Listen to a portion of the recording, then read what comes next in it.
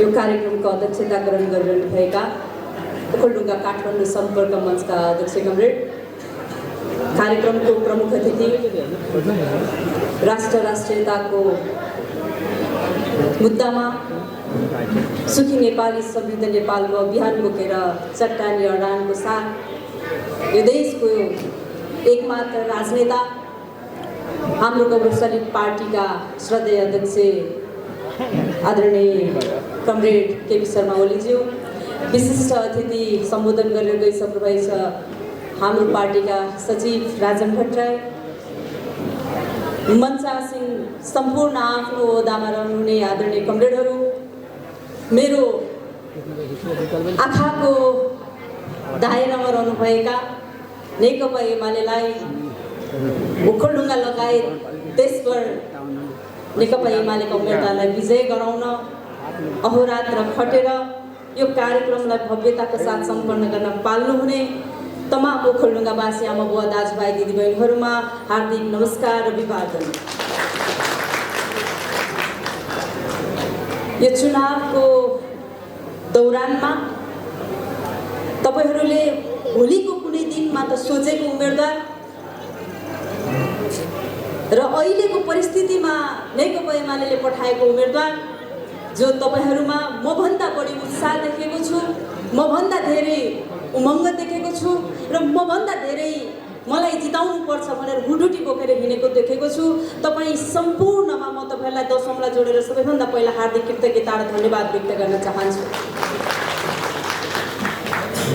म ओखलढुङ्गाबाट आज बिहान 4 बजे काठमाडौँ आइपुगे। सबै पालिकाहरूमा मैले एउटा सन्देश पाएको छु। म एउटा राजनीतिमा नवयुवाहरूलाई अलिकति कठिन परिस्थिति बन्छ भन्ने कुराको भुक्तभोगी थिएँ र छु। यद्यपि विषम परिस्थितिमा भएको यो चुनावमा नेकपा एमालेले ओखलढुङ्गामा जुन नवयुवालाई विश्वास गरेर उम्मेदवारी प्रदान गर्यो, उम्मेदवारलाई कसरी स्वीकार्नु हुन्छ कि हुन्न भनेर म हाम्रो सङ्गठन र आम ओखलढुङ्गेली आमा बुवाको दाजुभाइ दिदीबहिनीको घर आँगन पुग्दाखेरि सबैभन्दा धेरै खुसी, सबैभन्दा धेरै उत्साह र सबैभन्दा धेरै नेकपा एमाले अबको जितलाई कसैले रोक्न सक्दैन भन्ने खालको कन्फिडेन्स लिएर बसेको ओखलढुङ्गा पार्टी पङ्क्ति, ओखलढुङ्गा आमा बुवा दाजुभाइहरूको सन्देश तपाईँ काठमाडौँ बस्ने तपाईँ सबैजनामा म जाहेर गर्न चाहन्छु। उम्मेदवारको हैसियतले बोल्दै गर्दा संसदीय चुनाव जितिसकेपछि नीति निर्माणको काम गर्नुपर्ने कार्यभार हो। तथापि पनि हामीहरूको अभ्यास के छ भने सांसदले विकास एजेन्डा बोक्नुपर्छ भन्ने खालको अभ्यास छ। ओखलढुङ्गा जस्तो जिल्ला जो काठमाडौँबाट अति नै नजिक छ तर पनि दुर्गम छ, जे जति भएका छन् आज ओखलढुङ्गा आजसम्म जे जति बनाउनु भयो तपाईँ सम्पूर्ण बनाउनु हुने, आजसम्म ओखलढुङ्गा बनाउनु हुने अग्रज राजनीतिकर्मी सामाजिक अभियन्ताहरूप्रति म धन्यवाद व्यक्त गर्न चाहन्छु। म एउटा राजनीतिक कर्मी, एउटा उम्मेदवार भएको नाताले म कुनै पनि राजनीतिक दललाई गाली गलोज आरोप प्रत्यारोप गर्ने पक्षमा छैन। नवयुवाहरू भनेको भाषणभन्दा कामबाट आफूलाई प्रमाणित गर्छन् भन्ने कुराको पुष्टाइ मैले गर्नुपर्नेछ। म स्थानीय सरकारको उपप्रमुख भएर काम गर्दै गर्दा पनि बीचमा छोडेको प्रश्न पनि उठेको छ, तर ओखलढुङ्गाको माटोलाई, ओखलढुङ्गावासी आमा बुवा दाजुभाइ दिदीबहिनीहरूलाई समग्रमा यो सदनमा सुनाउनको निमित्त मैले त्यो जिम्मेवारीलाई पार्टीले भनेको नाताले सहर्ष स्वीकारेर आज म प्रतिनिधि सभाको उम्मेदवार भएको छु। म यो माझको माझमा बसेर के अनुरोध गर्न चाहन्छु भने नेताले भनेको विकास होइन, ओखलढुङ्गेली जनताले आफूले चाहे जस्तो, आफूले खोजे जस्तो, उहाँहरूले मागे जस्तो विकासको मोडल अब सदनमा गुन्जिनेछ। ओखलढुङ्गेली जनताले खोजेको जस्तो आवाज अब सदनमा गुन्जिनेछ। आफ्नो व्यक्तिगत विकास भन्दा पनि राजनीतिक कर्मी भएको नाताले भोलि ओखलढुङ्गेली हरेक जनताको आवाज सदनमा बुझाउनेछु भन्ने हिम्मतको साथ म तपाईँहरूको बिचमा उभिएको छु। प्रश्नहरू उठेका छन्, एउटा युवा हुँदै गर्दा युवाको एजेन्डा कसरी लाने भनेर। पक्कै पनि आजभोलिको युवाहरू भनेको जोस, होस र जागरको युवा हो भन्ने जस्तो मलाई लाग्छ। थुप्रै ओखलढुङ्गेली ओखलढुङ्गा जस्ता जिल्लाका युवाहरू विदेश हुनुपर्ने बाध्यता छ। आफ्नो खोरिया बाँझो राखेर कोरिया जानुपर्ने बाध्यता छ। र म यो बीचमा के अनुरोध गर्न चाहन्छु भने सबैभन्दा ठुलो पुँजी भनेको मानवीय पुँजी हो। त्यो मानवीय पुँजी निर्माण गर्नको निमित्त अब निर्वाचित सरकारले जुन ढङ्गले बजेट विनियोजन गर्नुपर्छ, जुन ढङ्गले नीति बनाउनुपर्छ, त्यहाँ यो मानवीय पुँजी निर्माण गर्नको निमित्त गर्नुपर्ने शिक्षामा लगानीको लागि मेरो आवाज त्यहाँ बुलन्द हुनेछ। विदेश त जाने, विदेश जाँदा पनि नेपाली युवा सिपयुक्त भएर गयो भने थप पुँजी नेपाली युवाले ल्याउँछ भन्ने विश्वास राख्छु म। तर आजको परिस्थितिमा बिना सिप बिना क्षमता पनि विदेश हुनु परिरहेको अवस्था छ। त्यसलाई रोक्नको लागि शिक्षामा हामीले लगानी गरेनौँ भने फेरि पनि नेपालीहरूको मानवीय पुँजी कमजोर हुनेछ। मैले टिकटकहरू चलाउने गर्छु। त्यो टिकटकहरूमा फेक आइडी बनाएर गाली गर्ने चलन छ। भलै मेरोमा त्यति गाली आएको देख्दिनँ म, तर अब साइबर स्याल प्रवृत्ति होइन, युवाहरूलाई साइबर क्याफे बनाएर त्यहाँ इन्टरनेटको भरपुर सुविधा दिएर नेपालमै बसेर विदेशी कम्पनीमा जागिर खाने सक्ने युवा बनाउने खालको नेकपा एमाले नीति ल्याउँदैछ। त्यो म केन्द्रीय सदस्य भएको नाताले पनि र एउटा जिम्मेवार पार्टीको उम्मेदवार भएको नाताले पनि म यो तपाईँहरू माझमा विनम्रतापूर्वक अनुरोध गर्न चाहन्छु। सपनाहरू देख्नुपर्छ र सपना बाँडेर मात्रै हुँदैन। यी दुईटै कुरा हामीलाई थाहा छ। ओखलढुङ्गाका डाँडाहरू, ओखलढुङ्गाको जमिनको आधी भूभाग वन जङ्गलले घेरिएको छ। तर आज आफ्नो बारीकै काठ बेच्न पनि विभिन्न दुःखलाई परिरहेको छ। चोकै पछि कर तिर्नु पर्यो भन्ने गुनासो भइरहेको छ। जनताको कर जनताकै सेवाको निमित्त लगाउनु पर्छ भनेर वकालत गर्ने साहस ओखलढुङ्गाको सांसदले लिनेछ भन्ने कुरा पनि म तपाईँहरूको बीचमा अनुरोध गर्न चाहन्छु। म स्थानीय सरकारमा काम गर्दै गर्दा अधिकारहरूको पनि बाँडफाँड छ। स्थानीय सरकार, प्रदेश सरकार, सङ्घ सरकारमा बाँडफाँड छ। सबैभन्दा अहिले मैले देखेको सबैभन्दा आर्थिक उपार्जनसँग जोडिन सक्ने भनेको वन जङ्गल पनि हो। ओखलढुङ्गा जिल्लामा थुप्रै जडीबुटीको सम्भावना भएको जिल्ला हो। ओखलढुङ्गा जिल्लामा हामीले त्यो वन पैदावारलाई पनि आर्थिक उपार्जनसँग जोड्ने नीति ल्याएर त्यसलाई आम्दानीसँग जोड्यौँ भने हाम्रा युवा साथीहरू रहरले होइन कहरले विदेश हुनु पर्दैन भन्ने कुरा म विश्वास व्यक्त गर्दछु र म भोलि त्यही ढङ्गले काम गर्ने प्रतिबद्धता व्यक्त गर्न चाहन्छु।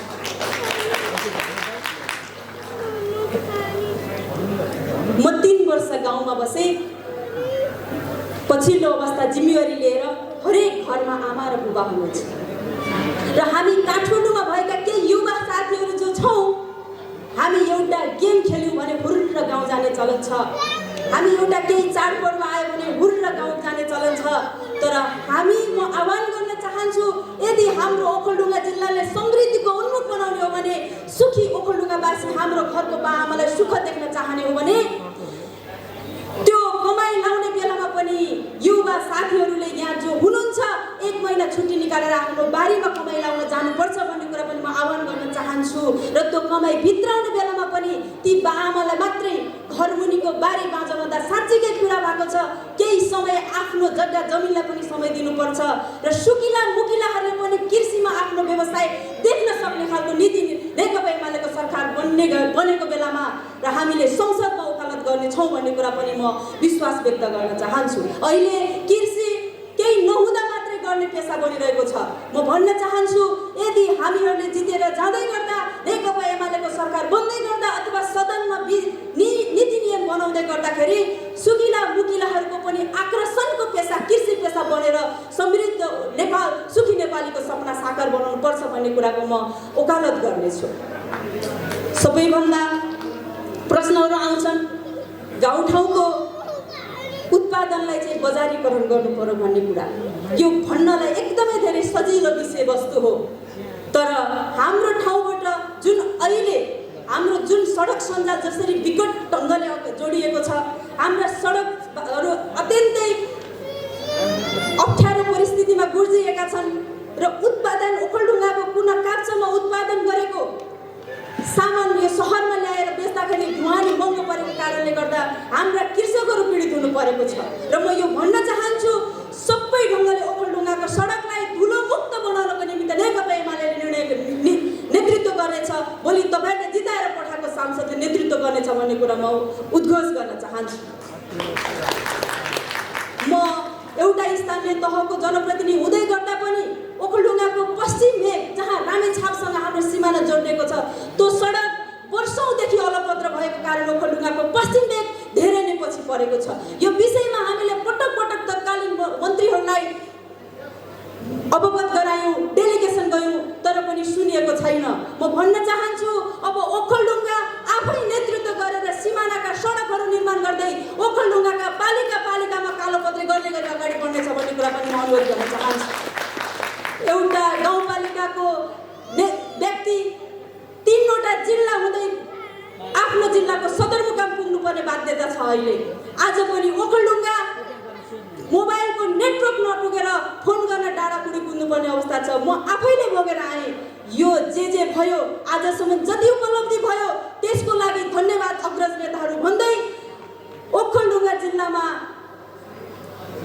आज फोन नलाग्ने जुन ठाउँहरू छन्, हिजो पनि फेदीकोट घरती गाउँबाट मलाई फोन आएको थियो, यहाँ फोनको नेटवर्क लाग्दैन।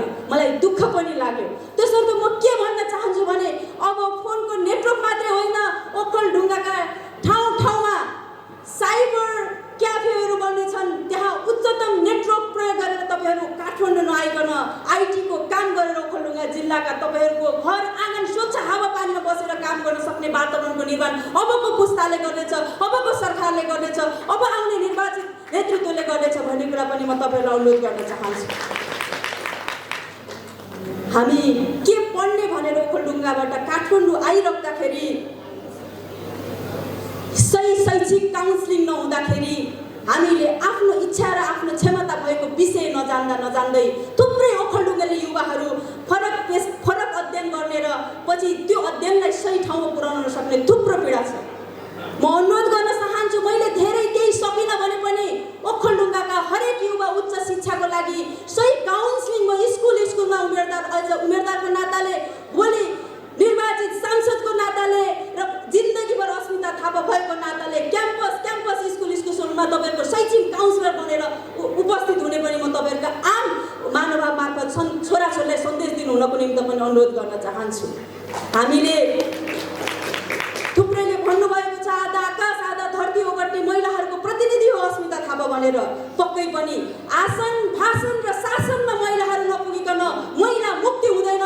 तसर्थ आसन भाषण र शासनमा महिलाहरूलाई पुर्याउनको निमित्त देशव्यापी नेतृत्व गर्नेछु भन्ने कुरा पनि म विश्वास दिलाउन चाहन्छु। हामीले यो परिस्थितिमा चुनाव हुँदै गर्दा यो देशमा भएको सङ्कटबारे मनन गर्नुपर्नेछ। आरोपहरू थुप्रै लगाउने चलन छ, पुराना राजनीतिक दलले केही गरेनन् भन्ने कुरा हामीले सुन्नु परेको छ। नयाँ उम्मेदवार भए पनि पुरानै पार्टीको नेतृत्वमा प्रधानमन्त्री बन्न किन दिने भन्ने गरेको छ। म विनम्रतापूर्वक के अनुरोध गर्न चाहन्छु भने यो समयको पश्चातलाई पछ्याउने र समयसँग अपडेटेड हुने पार्टी आज पनि कोही छ भने त्यो नेकपा एमाले हो भन्ने कुरा हरेक तौरबाट प्रमाणित रहेको छ र ओखलढुङ्गाको उम्मेदवार पाउने कुराले पनि प्रमाणित भएको छ। तपाईँहरू विदेशमा बसेका छोराछोरीहरूको कुरा सुनेर कतिपय आमा बुवाहरू दिनभरित हुन पनि सक्नुहुन्छ। म आह्वान गर्न चाहन्छु, म भन्न चाहन्छु, जति हिजोको योगदानहरू यिनै पुराना राजनीतिक दलहरूले गरेका हुन् र भोलिको दिनमा पनि यो राष्ट्रलाई, यो देशको समृद्धिलाई शिरमा राखेर हिँड्ने कुनै पनि दलहरू छन् भने पुराना राजनीतिक दल एउटा स्थापित दलहरू नै छन् र यो पुराना दलले नेतृत्व नगरेको एउटा आन्दोलन त एउटा आगजनी र यो नरसंहारमा परिणत भयो भने यो देशको नेतृत्व दिने बेलामा तपाईँहरूले सोच्नुपर्नेछ र आफ्ना युवा नवसन्ततिहरूलाई पनि यो कुरा तपाईँहरूले आधी घन्टा समय लिएर आज बेलुकादेखि नै भन्नुहुनेछ भन्ने पनि म विश्वास दिन चाहन्छु। देश जल्यो भन्ने कुरा मात्रै सम्झियो भन्ने लाग्दो होला। यो देशमा हामी जस्ता नाबालकहरूलाई मारिने प्लान पनि लामो समयदेखि भएको थियो। पहिला मान्छे मारियो, पछि देश जलाइयो भन्ने कुरा जुन भाष्य छ, यो देश जलाउने प्लानको लागि त्यो मान्छे मारिएको थियो। त्यो मान्छे मार्ने यो नेपालको कुनै पनि शक्ति होइन। यो देशलाई आफ्नो पकेटमा राख्न खोज्ने, यो देशलाई आफ्नो फाइदाको लागि प्रयोग गर्न सक्ने विभिन्न वैदेशिक इसाराहरू, विभिन्न वैदेशिक हस्तक्षेपहरू बुझिने गरे भन्दाखेरि भू राजनीतिको दबदबामा नेपाललाई राख्न प्रयास गर्नेहरूको शक्ति राष्ट्रहरूको एउटा ठुलो षड्यन्त्र त्यहाँनिर देखिएको हो। फलस्वरूप यो नेकपा एमाले त्यसपछि जसरी आफ्नो राष्ट्रिय महाधिवेशन गरेर आफूलाई टकटकाएर आफूलाई आफू नेतृत्व सही छ भने स्थापित गरेर आज निर्वाचनमा होमिएको छ। नेकपा एमाले निर्वाचन स्वीकारेर जाने कुरा नै देश बचेको प्रमाणित भएको भन्ने कुरा म अध्वज गर्न चाहन्छु, किनकि अबको फागुन 21 को निर्वाचनपछि नेकपा एमाले ठुलो दल बन्नेछ र त्यो दलको हैसियतले सरकार बनाउनेछ र हाम्रा रहेका अधुरा सपना, सुखी नेपाली समृद्ध नेपालको सपना पुरा गर्ने हाम्रो श्रद्धेय पार्टी अध्यक्षज्यू यहाँ आउँदै हुनुहुन्छ। उहाँको तर्फबाट पनि ओखलढुङ्गेली आम जनमासलाई सम्बोधन हुनेछ। हामी ओखलढुङ्गेलीहरू बत्ती मुनिको अँध्यारो भएर बसेको अवस्था छ। यो सहरबाट, यो राजधानीबाट नजिक हुँदाहुँदै पनि जुन दुःख दर्दशा हामीले भोग्नु परेको छ, अब यी सबै कुराहरू अन्त्य गर्ने वचनबद्धता पनि हाम्रो पार्टी अध्यक्षज्यूले सम्बोधन गर्नुहुनेछ भने पनि म विश्वास व्यक्त गर्न चाहन्छु। र बाँकी यो छोटो समयमा आकस्मिक ढङ्गले निर्वाचन भयो। उम्मेदवारको हैसियतले मैले तपाईँहरूसँग थुप्रै विषयमा गन्थन मन्थन गर्नुपर्नेछ। ओखलढुङ्गाको माटो सुहाउँदो विकास कसरी गर्ने भनेर तपाईँ विद्वान त्यो माटोमा खारिनु भएको मान्छेहरूको मैले सल्लाह सुझाव लिनुपर्नेछ। मैले त्यो मानेमा सबैजनासँग व्यक्तिगत रूपले भेट्न सक्दिनँ कि भनेर मैले मेरो सोसल मिडिया मार्फत, फेसबुक मार्फत मैले त्यो आह्वान गरेको छु। तपाईँहरू कोही कसैले अल्छी नगरिकन हाम्रो ओखलढुङ्गा भोलि गाली गर्नुभन्दा पनि आज सही समयमा सुझाव दिउँ भनेर तपाईँहरूले मलाई त्यहाँ हाम्रो ओखलढुङ्गा हरेक पालिकाबाट जोडिनु भएको मान्छेले कसरी समृद्ध बनाउन सकिन्छ भनेर सुझाव दिनुहुनेछ भन्ने पनि म विश्वास व्यक्त गर्न चाहन्छु। र अन्तिममा मैले स्थानीय तहको चुनाव लड्दै गर्दा पनि एउटा कुरा भनेको थिएँ, म राजनीतिमा रहरले आएको हो। म राजनीतिमा जनताको सेवा रिटायर भएर होइन, जनताको सेवा यो ऊर्जा, यो उत्साह, यो उमङ्ग र जुनसुकै समय खट्न सक्ने बेलामा पनि राजनीतिबाट नागरिकको सेवा गर्छु भनेर आएको एउटा छोरी भएको नाताले तपाईँलाई म के अनुरोध गर्न चाहन्छु भने तपाईँहरूले दिएको मत भोलि कुनै पनि ठाउँमा, कुनै पनि लोभ लालसामा, कुनै पनि ढङ्गको गलत कार्यमा प्रयोग हुन दिने छैन। तपाईँहरूसँग जसरी भोट माग्दाखेरि आँखामा आँखा जुदाएर तपाईँहरूसँग म हिँडेर भोट मागेको छु, यो चुनाव जितिसके पनि मेरो जीवन कार्यकालमा तपाईँहरूको आँखामा आँखा जुदाएर एउटा इमान राखेर एउटा असल छोरी बनेर तपाईँहरूको कर्ममा लाग्नेछु भन्ने कुरा पनि म विनम्रतापूर्वक अनुरोध गर्न चाहन्छु। आरोपहरूले जुन प्रतिस्पर्धीहरूले आरोप लगाउनु थुप्रै ठाउँहरू खोज्नुभयो होला, मलाई धेरै ठुलो आरोप लगाउनु भएन।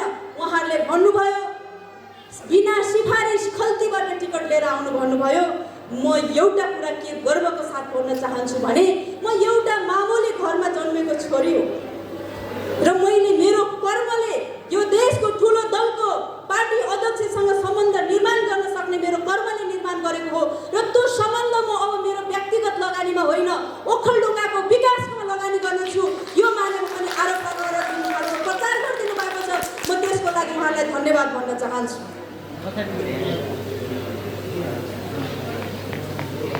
र जसरी घर आँगन पुग्दै गर्दा थुप्रै महानुभावहरूले गत चुनावमा म लाग्दै गर्दा चुनाव जितेपछि आउँदैनौ कि चुनाव अगाडि मात्रै आउने चलन छ नि भनेर प्रश्न गर्नुभएको छ।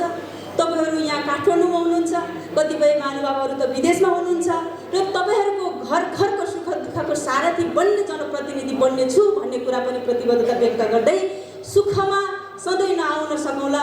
ओखलढुङ्गेलीलाई काहीँ दुखेको बेलामा मलम लगाउन सक्ने तागत बोकेर म सधैँभरि तपाईँहरूको घर आँगनमा पुग्नेछु भन्ने वचन प्रतिबद्धताको साथ ओखलढुङ्गाको लागि केही गर्न नसके, ओखलढुङ्गाको लागि म मर्न नसके, म बाँचेर बोकेबो, म मरेर बोकेबो भन्दै पुनः तपाईँहरूको माझमा म एकपटक फागुन 21 गते स्फूर्त स्वाभिमानी मतदाताहरू ओखलढुङ्गा गएर मतदान गरिदिनु हुनेछ भन्ने विश्वासको साथ तपाईँहरूसँग फेरि सिक्दै, तपाईँहरूसँग फेरि बुझ्दै, तपाईँहरूले मागे जस्तो विकासको लहर लिएर आउने प्रतिबद्धताको साथ बिदा हुन चाहन्छु।